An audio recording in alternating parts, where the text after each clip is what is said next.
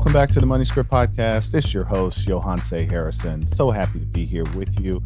It's almost spring. Well, at least it is where I am.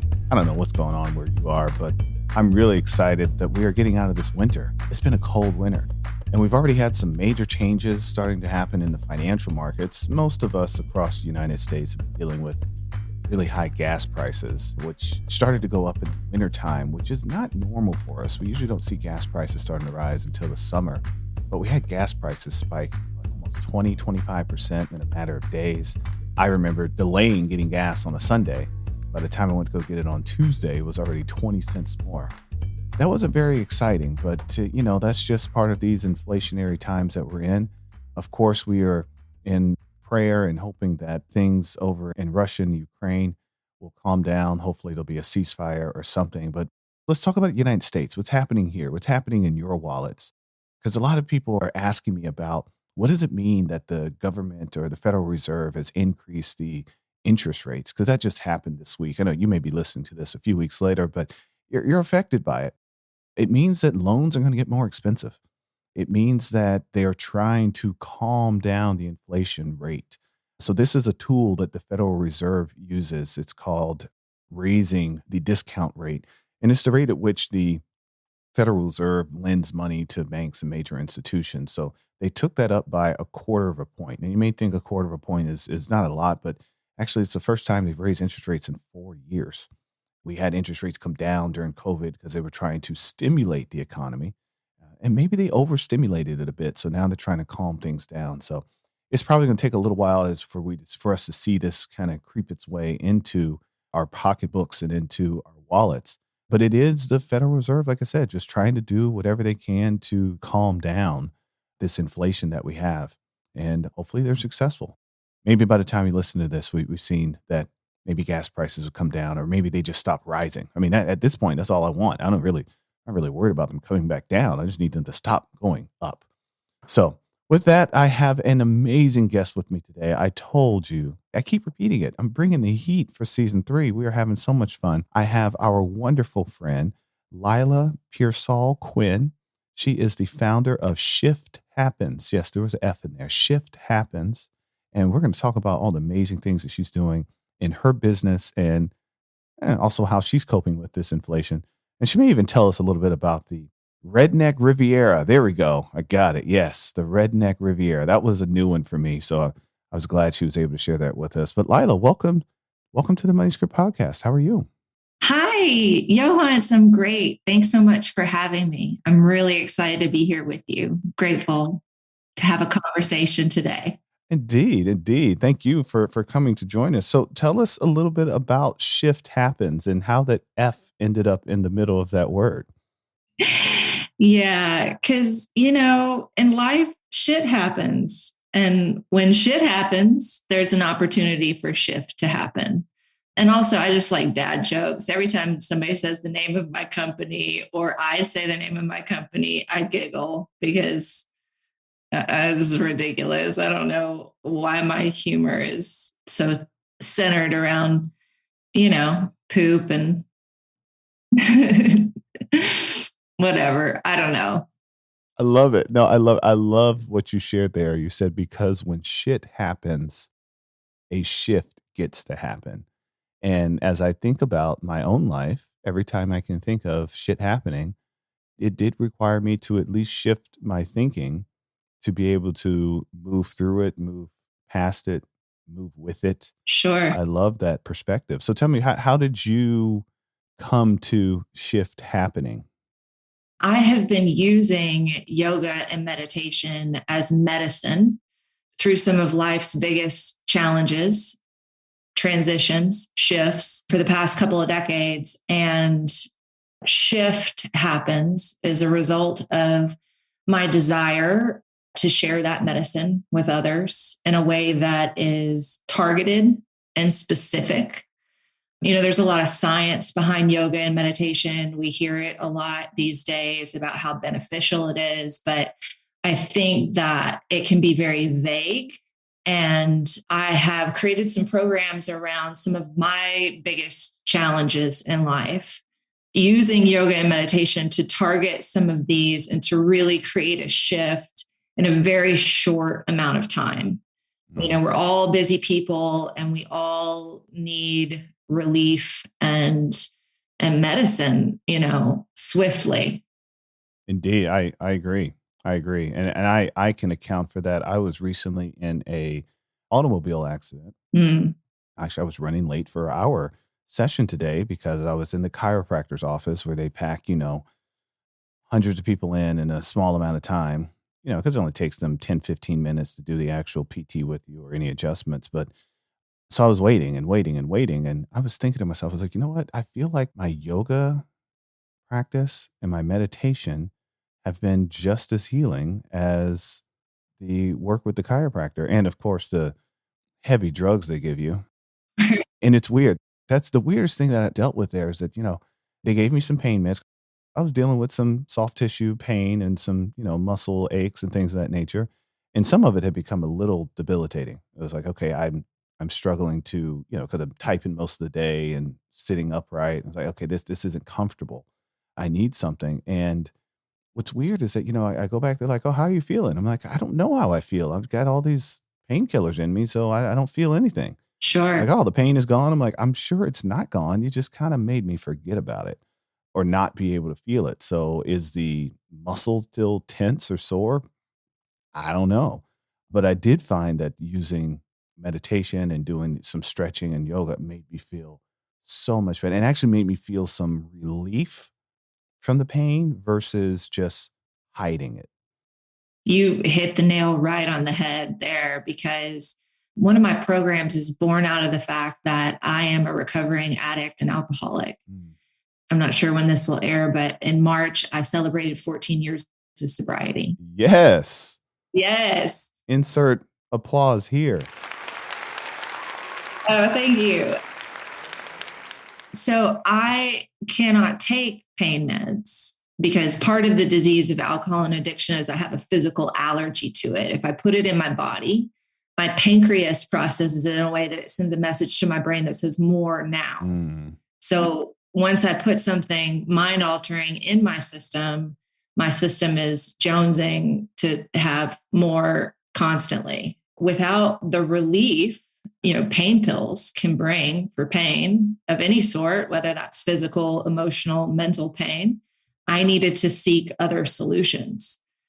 And so that's sort of how my program, Namaste Sober, was created because there's this maybe misconception out there that drug and alcohol addiction, the problem is the drugs and alcohol, when the problem is not really the drugs and alcohol. Like your problem is your back pain or whatever muscle pain you're feeling. That's your problem, right? And so for alcoholics and drug addicts, the problem is not, the drugs and alcohol, which were the solution. Problem is underneath that. And so how do we deal with what's underneath that in order to really recover from addiction and to create lives that we're excited about? It's one thing to put down the drugs and alcohol. It's a completely different thing to be able to thrive in sobriety, in recovery, and create a life that you're really pumped about leading. Indeed. It's interesting to me just the connection that you're making there between problems and solutions because we actually deal with that with finances all the time where the whole idea of money being the root of evil is like, well, money inherently itself is not evil. It's just a tool. It's the dopamine release that you receive of spending the money on Mm. splurging on things, even and for drugs and alcohol as well, especially Mm-hmm. alcohol. And I come across that in clients' situations a lot as I'm going through their finances. Like, you're drinking a lot of your money away. Mm-hmm. And similar to how you were mentioning the pancreas processing those substances, I don't know the scientific terms of how it's working with finances, but I'm confident I'm gonna get to the bottom of that. That's gonna be my whole doctorate thesis there is understanding that. But I can definitely see those connections. And I've also talked to other clients when it comes to them trying to get a handle on their excessive discretionary spending on how yoga and meditation can help.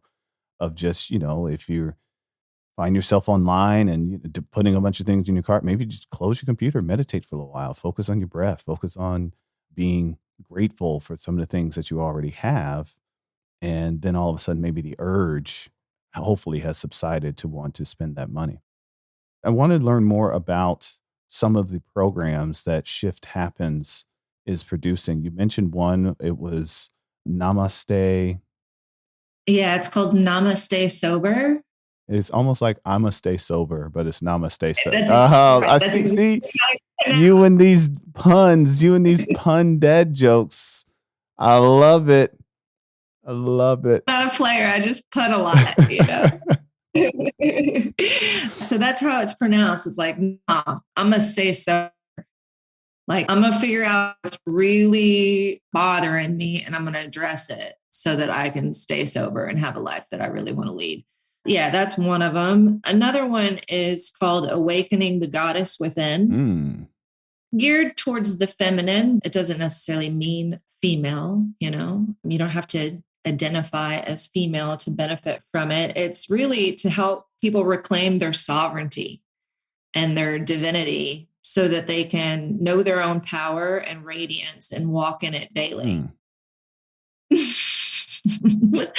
So, you know, it's reclamation of power and radiance and divinity and sovereignty. It's methods for filling up your own cup so that you can give what's authentically yours to give from a place of overflow as opposed to a place of depletion because it's what we're supposed to do.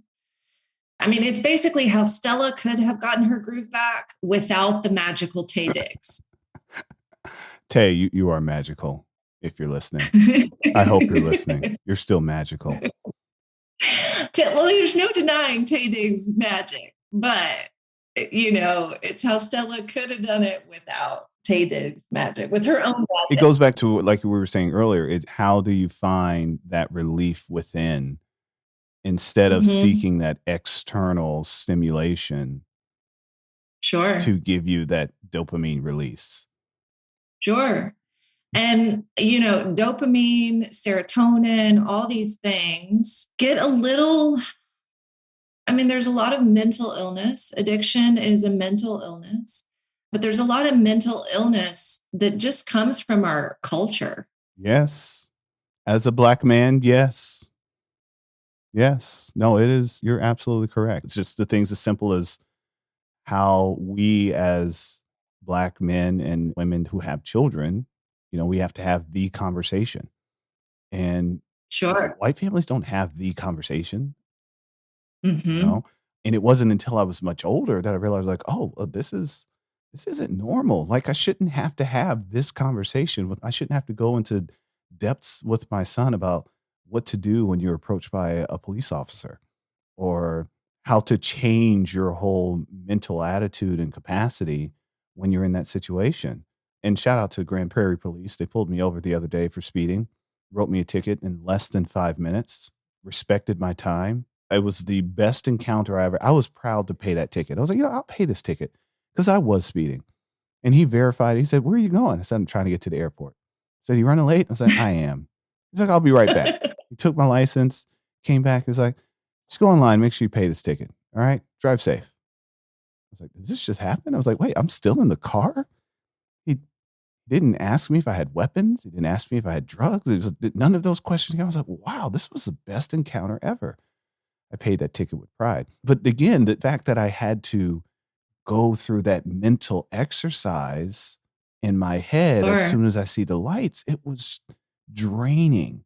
I felt better, but because of that emotional state I put myself in, I end up like having a headache by the time I got to the airport. You know, because of that emotional drain. So no, you are absolutely correct. All right. So we had Namaste Sober. Okay. There's probably dozens of people that haven't been diagnosed with an addiction that could benefit from Namaste Sober. I mean, myself included. I mean, there's been some times in my life where it's like, you know, I need to cut back a little bit. I've been having a little too much fun, and Namaste Sober sounds like a fun activity. So, awakening the goddess within, was that it? Did I get that right? Yeah, that's right. Okay. And what else do we have? Becoming Unfuckwithable. There you go. All right, we're gonna have to put the parental advisory warning on this one. We've dropped a few Yeah. S bombs. I thought we were okay, but Yeah. now we got to And, do it. Okay, and so let's go ahead and say it again. What is the title of that one? becoming Wow, unfuckwithable. I think you're gonna have to submit that to Webster. It at least needs to be in the Yeah. Urban Dictionary. Becoming unfuckwithable, and tell me what is. I have a feeling. I feel like I just want to do that one because it sounds exciting. But tell me how did that one come to fruition? It's actually born out of a personal familiar relationship pattern that I was determined to break. It's about recovering from toxic relationships. Mm. It's about creating resilient self esteem and a confidence that's unshakable and permeable boundaries. We talk about boundaries a lot as like, something that's healthy to do, boundaries around your time, boundaries with people in your life. I think there's a big misconception about boundaries that they need to be really strong. The boundaries itself do not need to be unfuckwithable because anything that's like really strong and unbreakable is very rigid and it will be broken. So we need to learn how to create boundaries by, filling up with our own essence so much that nobody else's bullshit can really penetrate. Mm. Okay. And if you have a problem with my mouth, then I'm definitely not your teacher. No, we have no problems here. And if you have a problem with this podcast, then we're definitely not your podcast. So no, I think we're going to tap into some new people here. I think some folks will be like, okay, I see what y'all talking about. Tell me a little bit about what the programs look like. Yoga and meditation is really kind of broad, Mm-hmm. right? And like I said in the beginning, I've been using it for the past 2 decades as medicine. So I am a persistent and consistent student of yoga and meditation. I have been, I will be, I will always be a student, but I've pretty much given each program cliff notes based on this specific issue. So if we're talking about becoming unfuckwithable, right? We're talking about increasing a sense of personal power and self-authority. We're talking about really focusing on what's called the solar plexus. It's like the center chakra that is focused on our willingness and our will force. When we're talking about healing from toxic relationships, maybe narcissistic abuse, those sort of dynamics, we're dealing with betrayal, these sort of intangible, crunchy. I mean, betrayal is crunchy, like energetically, it is like a gnarly knot to unwind. So we're talking about, dealing with that. We're talking about moving through grief, like specific practices for moving through grief so that you are capable of moving through it in a way where you can still function in your life. Sometimes shit happens, right? And it paralyzes us. We go into a fight, flight, freeze response of some sort. And we need strategies to move through those things swiftly so that we can get back to living our best life. Yes. I'm talking cliff notes. I'm talking the most potent practices that I have seen for myself and my clients. I've been teaching for over a decade, working with people for over a decade in these specific arenas. You're not going to have to study for 20 years like I did. I'm going to give you the most important things and swift things. Like, ain't nobody got time for that. We live in a capitalistic, hustle based, I got a million things going on, so many irons in the pot society. Everybody is juggling all sorts of things. I mean, the pressure that we put on mothers these days, it takes a village to raise a child, and we're expecting one person to do it. Like, we need potent practices that are not time draining. Yes. I don't know what that, but Indeed. Yes. We need something that packs a very high punch in a yes. short amount of time. That's what I enjoy about some of the meditation practices that I've adopted is that it's 5 to 7 minutes. And it took me a little while to get into a meditative state in 5 to 7 minutes. But I mean, that's why they call it practice. But once I figured it out, oh my God, that 7 minutes feels like an hour. Yeah. And I come out of it like, let's go. It's like, it's almost like I just had a full night's worth of rest. Now, I'm not going to say that Yeah. all of my meditations are that powerful. I have quite a few where I just can't get my brain to shut up. Sure. But when you can find those tidbits that can give you that boost that you need so that you can let something go, move past something, or be ready to engage in something, then I think that's a wonderful prescription. And you hit it right there. Like a lot of people think that they are not able to meditate because their mind is too busy. I get to prove people wrong all the time in this particular arena because there's a specific type of yoga that engages what's called a kriya, which is you have a specific focus of your eyes, your body's in a specific posture, and you're breathing in a specific way. You're creating a rhythm with the breath, and it can be very intense for about 3 minutes, and it can totally activate the nervous system, engage all the glands, balance things so that like within 3 minutes, like you're in a meditative state. I'm sold. Yeah. Who's never meditated can get into a meditative state in 3 minutes. Okay, we don't have time and space to do it right now, but it would only take 3 minutes. But I'm really intrigued. Okay, you're gonna have to tell us where. Well, no, we're gonna get to that a little bit. We got to do something else. Oh my gosh, you got me all excited about that one. I'm really interested in that. Okay, so let's transition a bit because this is the Money Script podcast. So we also want to talk about money. And yes, are these things related to your overall relationship with your money? Yes, they are, because this is a relationship you have with yourself, how you deal with your own vices, how you deal with the people that are in your life as well. So these are important parts of becoming financially independent, is knowing how to manage yourself through these things. But I want to talk about, because we do on every show, I want to talk about your relationship with money. And there's a specific question that we ask to everyone that's on the show. And that question is, what is your first memory of money? Mm, that's a juicy, juicy ass question. So, my first memory of money actually doesn't involve cash money. Okay. Is that all right? It's your memory. Okay. So, I remember when I was maybe four, probably four, my mom entered what was called an ugly truck contest. And it was a contest of the ugliest truck possible would win a new truck. So my earliest memory of money is my mom like putting fake fur and horns and all sorts of crazy shit on this truck that she had, this beater truck, so that she could get a new truck because she didn't have the money to buy a new truck. No, doesn't make sense. No, it makes sense. I'm trying to imagine making a truck ugly.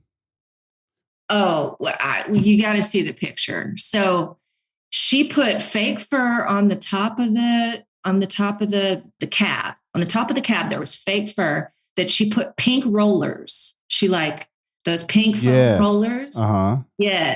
So she put pink foam rollers in the fake fur. So like rolled up the fake fur and pink foam rollers all over the top of the cab of the truck. There were big horns that went on the cab of the truck that she glued on or nailed in or whatever. She spray painted part of it. She put brick wallpaper on another part. She took her beater of a truck and created an art installation, which was the most hideous thing you have ever seen. And it won her a new truck. Wow. So my first memory of like money or being aware of the exchange of money or not having enough money was the fact that my mom put all this time, energy, and effort to make her truck as ugly as possible in order to win a new truck because she didn't have the money to buy a new truck. And that old truck was really dangerous too. I remember like the brakes would constantly go out. We had to like kind of roll to to a stop. Sometimes we had to like cut the cut the ignition and, Fred Flintstone it. Yeah, Fred Flintstone it. Yeah. Wow. That is incredible. So how do you think a memory that's that vivid, that powerful, how do you think that still carries with you today in your own financial decisions? As far as like my money script and transforming my money script, I think for a long time I've been working on the script that there's not enough, right? So when I was that young, there wasn't enough. And then my mom married a man where there was enough, but in her mind, there still wasn't enough. And when things got really gnarly with that guy, she stayed in a relationship because she wasn't confident in her ability to earn enough to support, herself and me. That story has been one that I've been transforming for a long time. But in addition to that, very first memory is like my mom got creative. She got super creative. She got unfuckwittable. That's right. See what I did there? Dropped it. Good job, yo.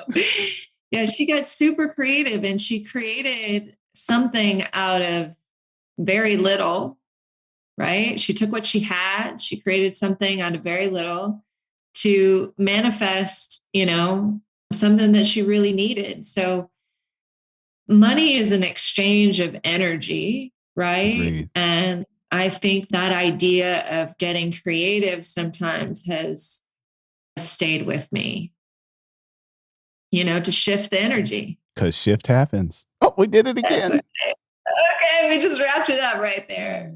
We can cut in the podcast. Let's do just that. Please tell the people where they can find you. Yes. Okay. So you can follow me on Instagram at Lila Pearsall. Find me on Facebook, Lila Pearsall Yoga. You can go to my website, www.lilapearsallstudio.com. Any of those places, you'll be able to connect with me and we can get you to the right program that you are needing or wanting if that is your desire. Indeed. And so as always, listeners, the connection info will be in our show notes. We'll update the show notes because I'm going to talk to Lila offset here and we'll see if we can put together a little special something for all of our listeners. I'm sure we can work out a discount code or something. Money shift script happens or something. I don't know. We'll come up with the fancy word. It'll be in the show notes. You might have to come back and visit again because this is a great episode that you may want to listen to a couple times. There were some real nuggets in here, especially for those of you that are out there that are dealing with anything, with life. As Lila mentioned, for all my single moms out there, we know it takes a village and some of you are doing it on your own. And let us be part of your village. Okay? Let us fill in some of those gaps for all of you. And for those of you that are out there putting all the videos on TikTok and Instagram of how much that gas is costing you, just take a moment, be thankful that you could pay for it. Okay. I know of people that are saying, I just can't drive anywhere. I have to limit my driving for individuals that have to drive 30, 40 miles each way to get to work that did not get a raise. That was 20% to keep up with that cost of gas. Just please calm down on that a little bit. We all know the price has gone up, but we don't have to post so often about that part. We just don't. Be grateful. Show some gratitude. Or maybe the next person that pulls up in the gas station behind you, maybe offer to buy some of their gas. Why not? Okay. And again, inflation is just a normal part of an economic society. It's actually part of a healthy economic society. I'll tell you right now, Ukraine doesn't have any inflation right now. Okay. If they do, it's not the right kind. It's hyperinflation where, there's so few goods, whatever's there, the price is going up tremendously. And there's probably a lot of deflation in wages because people aren't going to work. People can't just function in a normal society. And Ukraine's not the only country. Okay. We have things like that going on in South America. We have them going on in Africa. We're all interconnected here. And that is the one thing I am grateful about social media. It has helped us see how no matter where we are on this planet, we are interconnected and we all deal with some of the same problems. So with that, we'll wrap. Look forward to seeing everyone right here on the Money Script Podcast. Like I said, season 3 coming with the heat. A lot more exciting guests coming. We have the CEO of Riskalyze, Aaron Klein. Really excited to talk with him. There's somebody else out there that I couldn't wait to talk to, but right now it's just escaping my brain. So you guys will see it. It's coming soon. And Lila, thank you again for spending some time with us. Make sure you check her out and find out how you can you can help some shift happening in your life. And of course, become unfuckwithable. Thank you so much. Yeah. You're welcome. Till next time. Thanks for joining us on the Money Script Podcast. Be sure to check out our other episodes, subscribe, follow, and give us 5 stars. Continue to send your financial questions on Twitter or Instagram at The Money Script. Go to moneyscriptwealth.com and schedule your complimentary consultation to discuss your specific goals and concerns. Financial advisory and investment management services are offered by Money Script Wealth Management PLLC, a registered investment advisory firm registered in the state of Texas and California and other states where exempt. The Money Script LLC and the Money Script Wealth Management PLLC and guests of the episode may have interest in the investments mentioned today. The opinions and views are expressed here are for informational purposes only. This material is educational in nature and should not be deemed as a solicitation for any specific product or service. All investments involve risk and a significant loss of principal. The Money Script nor Money Script Wealth Management offer tax or legal advice. Please consult your tax advisor or attorney for specific advice about your situation. Until next time.